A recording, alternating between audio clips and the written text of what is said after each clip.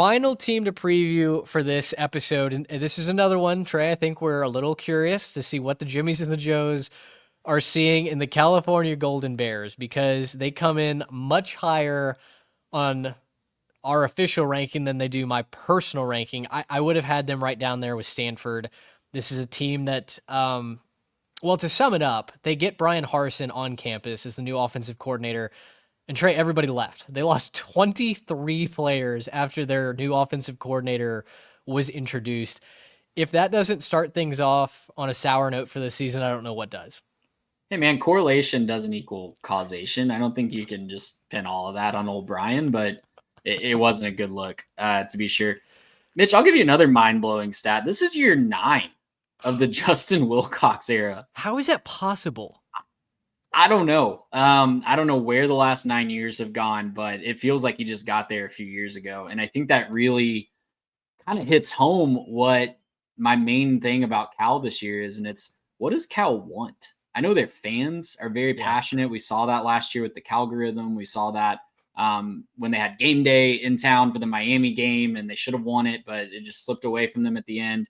I know the fans want a good, fun football program, but it's back-to-back bowl games for Justin Wilcox. They've been 6-7 both years. Does he have to show the next step this year to keep his job after 9 seasons? That's what I'm wondering going into the year. And I'm wondering if he does, I don't know that he has the horses really to get it done. You mentioned that you'd have him down towards the bottom. I would as well. Really, all of the offensive production walked out the door. Fernando Mendoza is going to Indiana. Their top 5 rushers from last year are gone. Jaden Ott went to OU, and Javion Thomas is going down to UCLA. 6 of the top 7 pass catchers gone. 3 offensive line starters gone. Again, maybe that one isn't a bad thing because they're another team gave up 50 sacks last year. I'll give you that. But I don't know where the production's going to come from. It looks like Devin Brown's going to be the starting quarterback. You know him from being the backup at Ohio State. Last time we saw him, correct me if I'm wrong, was the Cotton Bowl against Missouri. Was that Devin Brown or was that? That's a good question.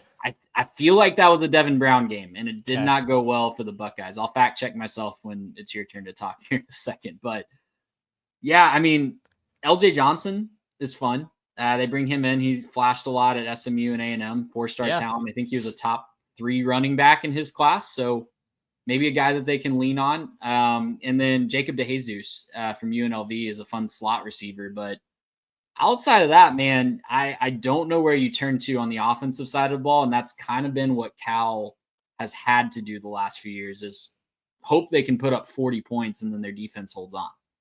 Yeah, that's been kind of the MO, going back to the days of Jake Spavital being out there, right? It's just air raid, throw the ball all over the place, get your quarterback to the NFL, and then just hope you get that final stop to win a game. It's funny you mentioned LJ Johnson transferring out there. I forgot he ended up at Berkeley because he obviously started his career at Texas A&M, transferred to SMU, didn't really get much run, transferred down to Rice when the portal opened for the first time, and then after spring ball, when there was literally a for sale sign in the Cal running back room, transferred up there and will probably get some carries.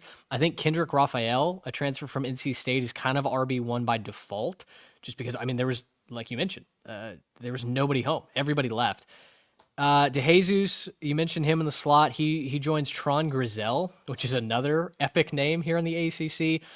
I do like those 2 wide receivers, but yeah, it's just what's the identity? What's Devin Brown going to give you? The offensive line is entirely new. The defense, I think, should be pretty good again. They were top 40 last season.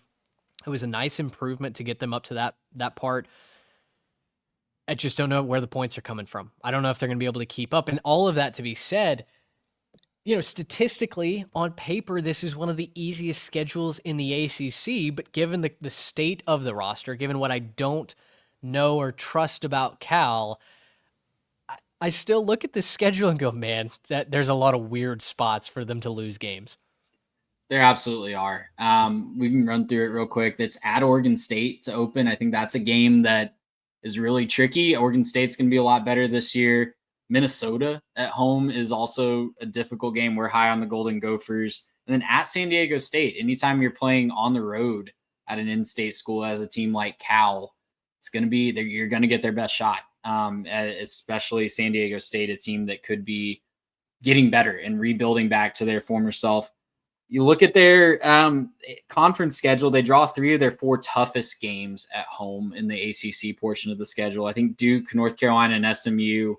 Then they go to Louisville. Those are 4 toughest. So 3 at home is not bad. But this is a team that anytime under Justin Wilcox, they played a team with a winning record, it has typically not gone very well. According to Phil Steele, 7-36 in Justin Wilcox's 8 seasons as the head man against teams with a winning record, including 0-5 last year. So I circle back to my original question, and that is, does Cal want more than that? Because if they want more, I think there's going to be an opportunity at the end of this year to maybe have an exit plan. If they don't, I know their fans do. Again, just reiterating that, I know Cal fans want more than 6-7. We've seen some highs over Cal in the last 20-ish years, that they can be a really, really fun program and get some really good talent. Does Cal, as an administration, as a school, want more out of their football program? If so, I think we might be seeing a move at the end of this year. If not, year 10, I guess, and we're looking for optimism again next year. Yeah, where has the time gone that Justin Wilcox is almost a decade old in Berkeley? That's crazy to me. Correct me if I'm wrong. I think his best season at Cal is 7-5. I don't know that he's eclipsed the 7-win mark. Is that right? That sounds right. That does sound right.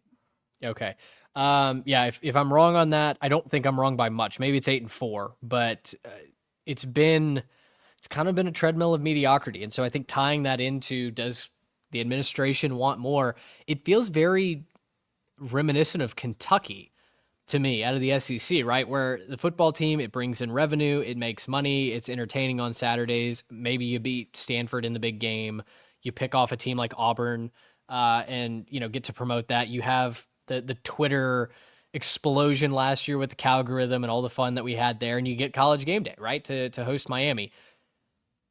But if they want to take all of that, capitalize on it, and turn that into football wins and a program that could get to 8-9 wins with a schedule like this, when you get your toughest games at home and you get to welcome opponents to, home field advantage, hopefully, I don't think Justin Wilcox is your guy. We have, when you talk about needing to see the data on some guys before making a judgment, we're not rushing to any judgment here with old Justin. We know what we're getting. It's fine. It's kind of boring. It's kind of bland when it comes to the win-losses. And that stat about, against opponents with winning records, I had not heard that before. To me, if I'm in the administration, I'm putting that for sale sign up and going, who wants to come coach at Cal? And you got to hang on to your talent too. Like, I don't want to just totally excuse that element of program building, because losing what they're losing on the offensive side of the ball this year, it's one thing. On defense, they got a lot of guys moving on to the NFL, and that's one thing. But losing what they did on offense when there's still a lot of eligibility left is just kind of inexcusable if you want to play with the big boys. Did verify best season is 8-5. That's with a bowl win though. So best regular season was 7-5 in 2018 and 2019. Since then, it's been the back-to-back 6-win seasons. Yikes. And all of that, on top of all of that, you bring in your buddy from Boise and Brian Harsin. That's that's a tough pill to swallow if you're a Cal Golden Bear fan. But listen, if you are a Golden Bear fan, first of all, welcome. We'd love to have more interaction from you. We'd love to really expand our West Coast audience. So tell a friend, send the podcast, and tell us why we're wrong. If you've got Cal going to a bowl game this year, heck yeah, send us your breakdown. We'd love to hear that. I think that brighter days could be ahead for Cal, but I don't know that it's with this administration. I think you've got to have somebody that can really sell me a vision, sell me some sort of excellence, something that we do really, really well. And I still know that Wilcox is that guy, but